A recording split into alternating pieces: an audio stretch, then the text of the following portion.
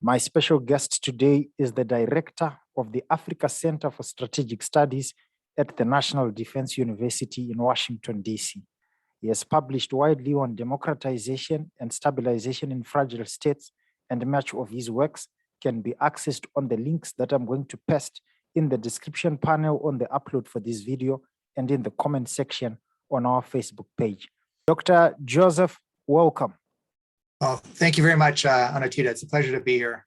Wonderful. I'm excited to have you here. I understand that you are the director currently. Can you just briefly describe the work that you do as the director? Sure. Well, I am the director of research at the center, and the center is an academic institution set up within the U.S. Department of Defense to help facilitate the exchange of views and understanding of Africa's security challenges.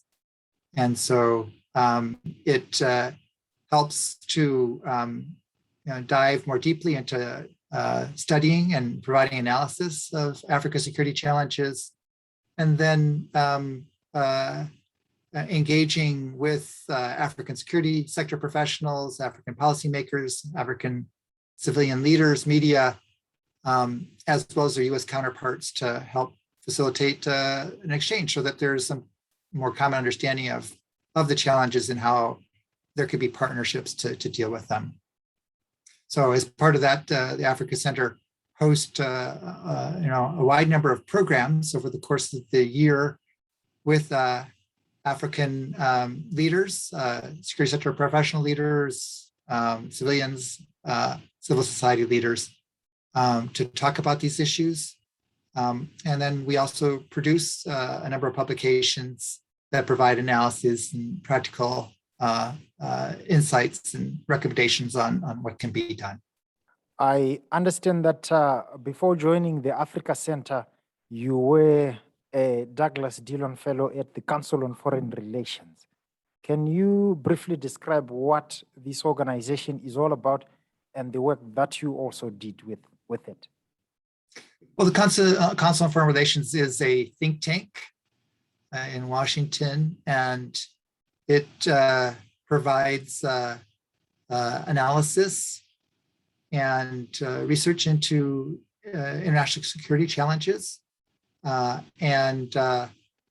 It's intended to try and grapple with international governance and security issues and provide some policy guidance on alternative ways forward. And so it serves as a platform outside of government to help with the brainstorming and intellectual framing of some of the security challenges that the world faces. I very much commend the work that you have done, the research that you have put into the broader topic of democratization and stabilization in fragile states. So what is your understanding of what we do call fragile states? And what differentiates them from stabilized or non-fragile states? And why do you think that democratization is a very, very huge incentive for stabilization in these states? I would start by just saying that, fragile states and the notion of fragility is a complex topic, and there are multiple interpretations of it. I think what I would emphasize is that it's multidimensional, that there are political, economic, social, and security aspects of state fragility. It's often considered that states that are unable to be present and provide security over all parts of its territory are considered fragile states. But I think that's a little bit narrow. It's certainly important, but it's also about the ability of a state to provide services to a population. And it also recognizes that so much of instability in Africa in particular is a result of the lack of legitimacy among political leaders, leading to contestation, grievances, inequities, and then at times, degenerating into conflict. And so, when we talk about state fragility, we need to talk about governance. We need to talk about legitimacy, because these concepts get at the whole idea of whose security are we talking about, whose interest is the government serving, and this is key to stability. Legitimacy is a key stabilizing factor in Africa and around the world. And conversely, just because a state may have a strong security sector, like Rwanda or Eritrea or Egypt, that doesn't make it a strong state. In fact, these states are arguably fragile because they're highly unstable. They're part of fragile societies where stability is really a function of the of these governments having strong coercive forces. So we shouldn't confuse repression with stability. How has the COVID-19 pandemic impacted the state of these so-called fragile states? And what coronavirus-induced trends or changes do you anticipate in the coming years? It's been very interesting to observe how the pandemic has unfolded across Africa. I think initially there was a real fear that the pandemic would create such strains on the already fragile states in so many countries that we would see, state collapse and other forms of conflict and instability. I think by and large, those have been avoided. But of course, the pandemic has stretched the coping capacity, the resiliency of every country in the world, and especially in Africa, which many of which were starting at a very low level, anyways, in terms of per capita incomes and services that citizens were able to access.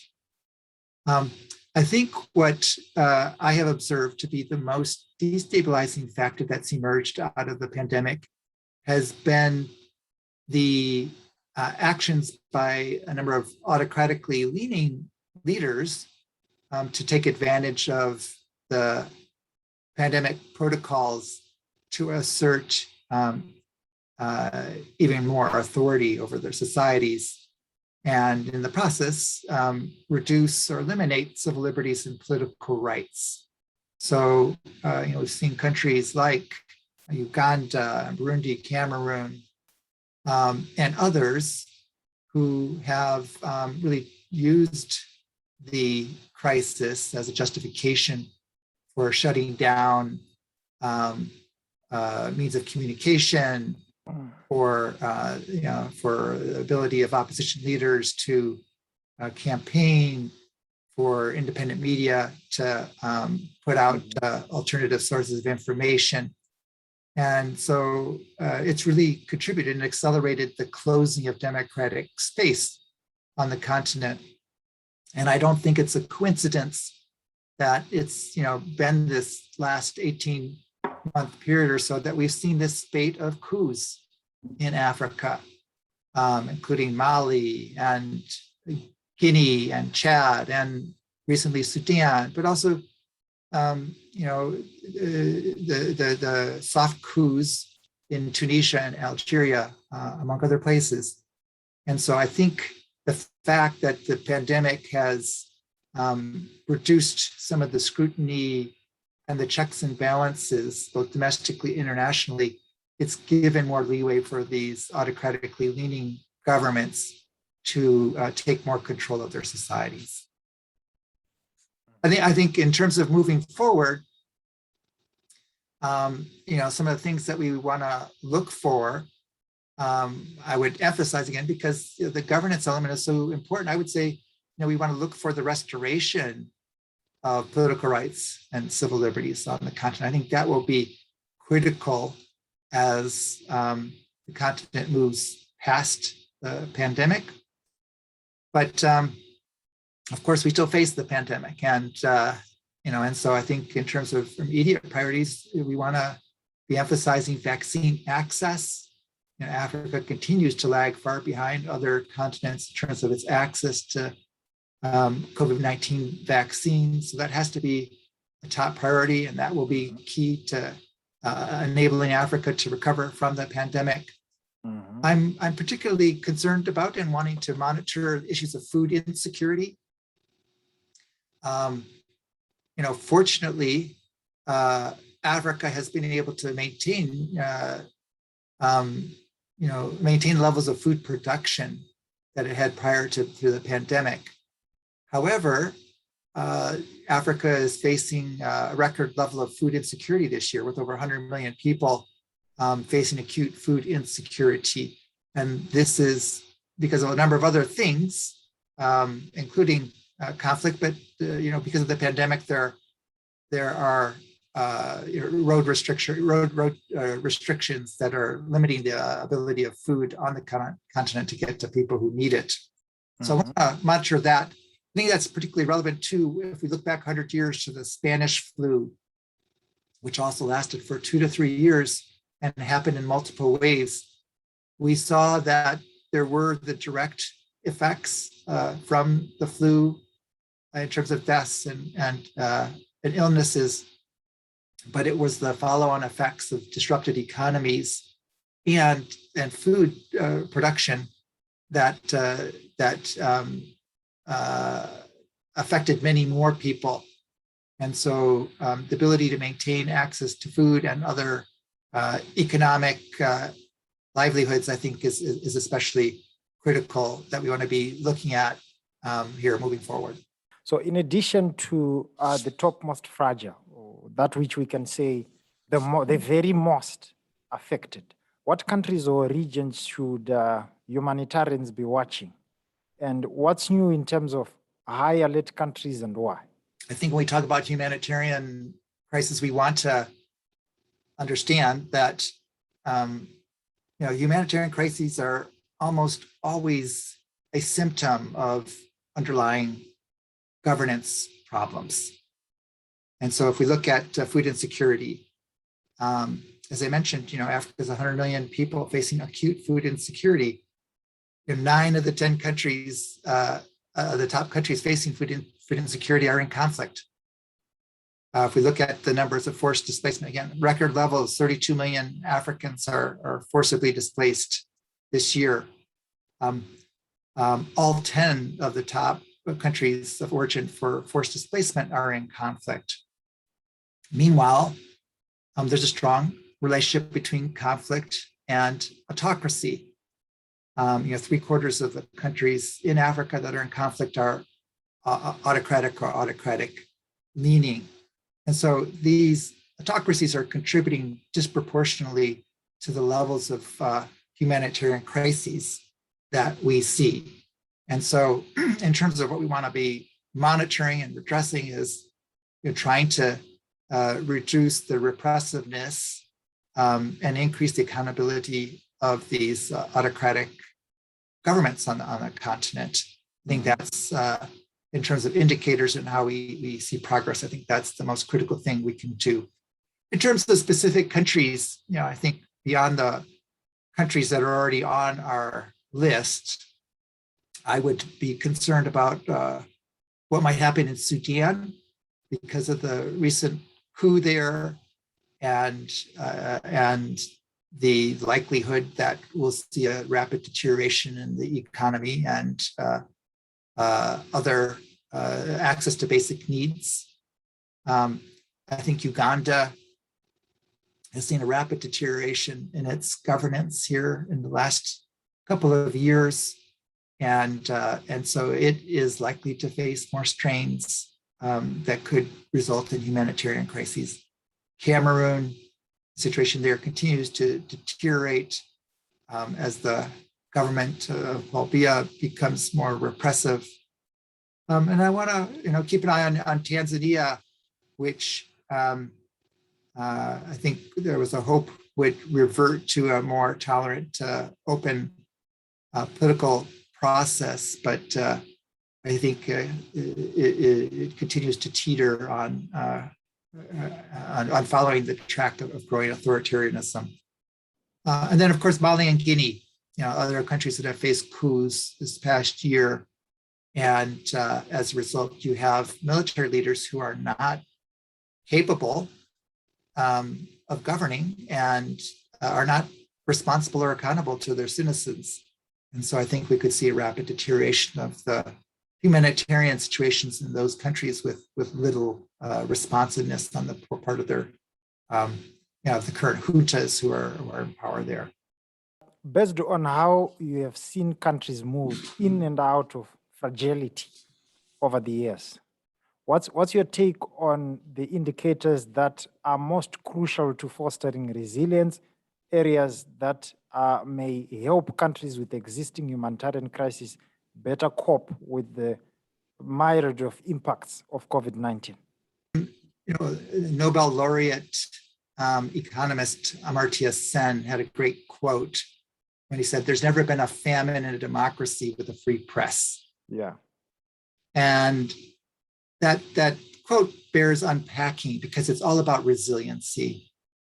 It's not that democracies are somehow endowed with greater ability to avoid crisis. It's that democracies tend to be more transparent.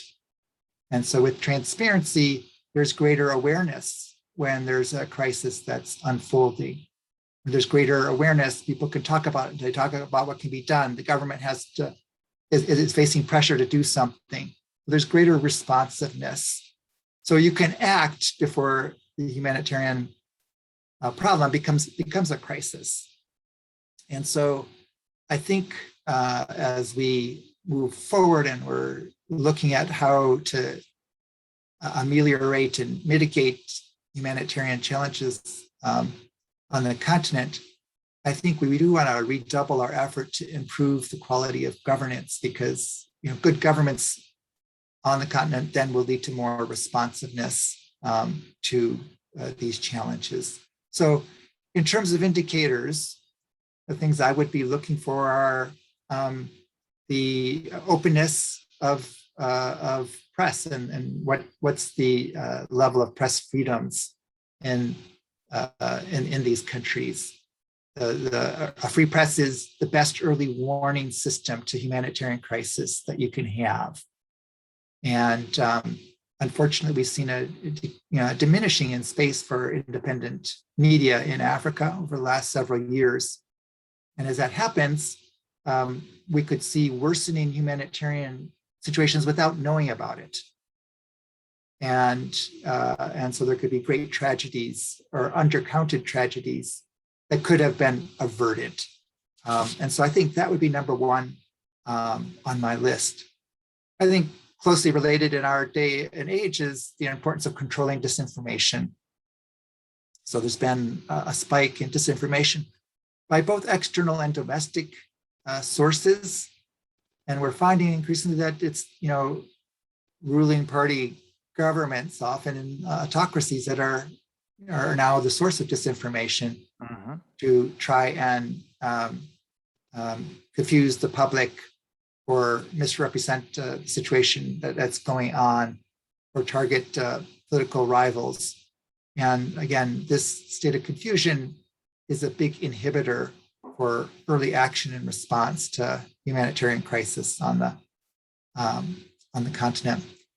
I would also put out there the importance of pushing back on coups. Again, over the last couple of years, we've had, depending on how you count them, some 6 coups. And that puts these countries in a far more precarious place for humanitarian crises than they were before. There is, restricted movement. You don't have as many independent NGOs, media, and international observers in these countries. And so there can be a lot more repression and inequities that don't get reported. And these contribute to higher levels of food insecurity. They contribute to forced displacement. They contribute to conflict. And so pulling these back, trying to reinforce the norms of democracy, I think is a critical humanitarian priority here as we move forward. And I think the last thing I would throw out, and relatedly, is the importance of reinforcing term limit norms. Over the last, since 2015, there have been 13 African leaders who've evaded term limit norms.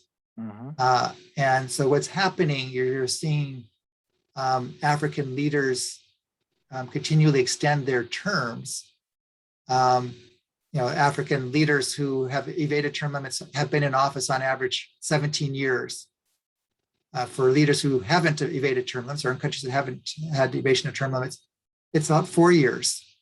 And so huge gap, and the longer these leaders are in power, they're also often associated with other extra legal activity and corruption and crisis. And so the institution of term limits is a stabilizing force. It's an accountability force that ends up mitigating crisis. And so I would put that out there as another priority for us on the humanitarian side. Wonderful. Thank you so much, viewers and listeners. Dr. Joseph Siegle is the Director of Research at the Africa Center for Strategic Studies at the National Defense University in Washington, D.C. He has published widely on democratization and stabilization in fragile states, and much of his works can be accessed on the links that I'm going to paste right in the description panel on the upload for this video. Dr. Joseph, thank you very much for joining me on the show. Thank you very much, Anotida. It's my pleasure. Thank you so much. All right. Thank you.